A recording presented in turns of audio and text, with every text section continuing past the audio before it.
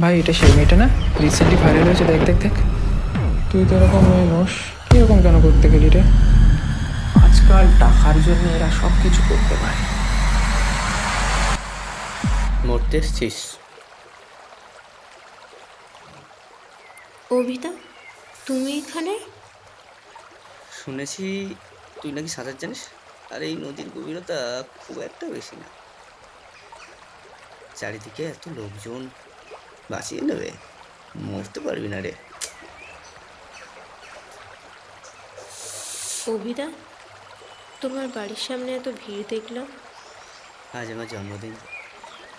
কই তুমি আমায় বলনি তো? এই তো বললাম। আরে ওসব বাদ দিয়ে, যাই হোক, এখান থেকে ফিরে আমার ফ্ল্যাটে একটু যাস তো, একটা ছবি ইনকমপ্লিট আছে, জানিস তো অনেক কাজে ব্যস্ত ছিলাম, করে ওঠা হয়নি।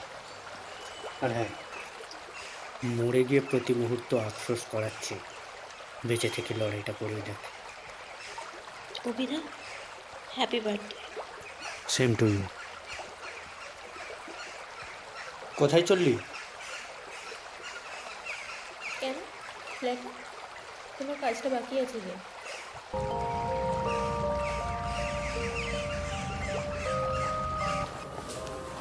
কত কিছু ঘটে গেল, খোল দেখি শিশু।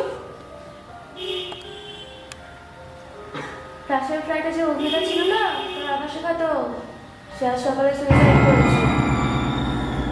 ছেলেটার মধ্যে একটা শিল্প সত্তা ছিল রে।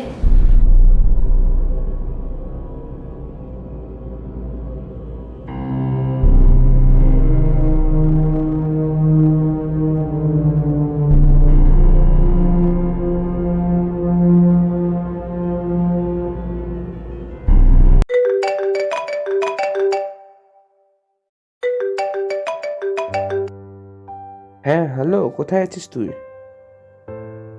বলছিলাম তোর ছবিটা যে ভাইরাল করেছে সে আমাদের কলেজেরই একজন, পুলিশ তাকে ধরেছে। হ্যাঁ, তোর ছবিটা রিমুভ করে দেওয়ারও ব্যবস্থা করেছি, চাপ নিস না।